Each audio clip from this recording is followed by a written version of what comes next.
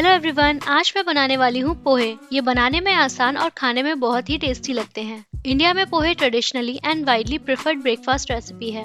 चलिए तो रेसिपी शुरू करते हैं।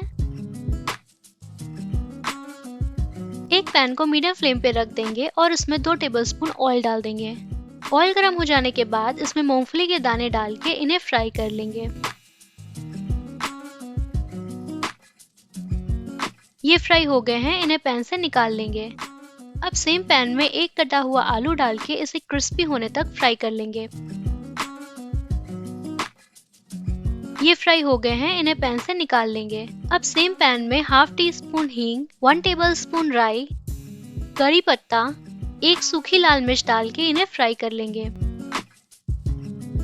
अब इसमें एक कटा हुआ प्याज, 1 कटी हुई मिर्च डाल के इन्हें फ्राई कर लेंगे।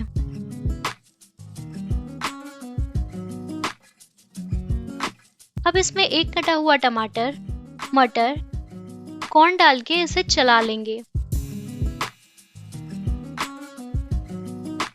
अब इसमें 1 टेबलस्पून नमक, हाफ टी स्पून हल्दी powder, 1 tablespoon red chilli powder डाल के मसालों को अच्छे से मिला देंगे।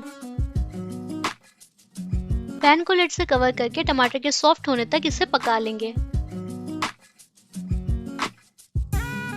टमाटर सॉफ्ट हो गए हैं और मसाले भी अच्छे से भुन गए हैं। अब इसमें पोहा डाल देंगे। मैंने 200 ग्राम पोहे को स्ट्रेनर में निकाल के पानी से वॉश कर लिया था। पोहे को अच्छे से मिला देंगे।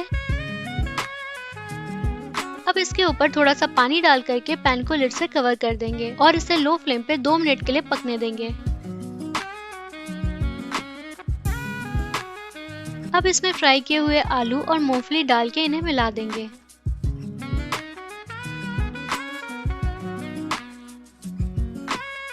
अब इसमें एक छोटा बारीक कटा हुआ प्याज और धनिया डाल के सबको मिक्स कर देंगे।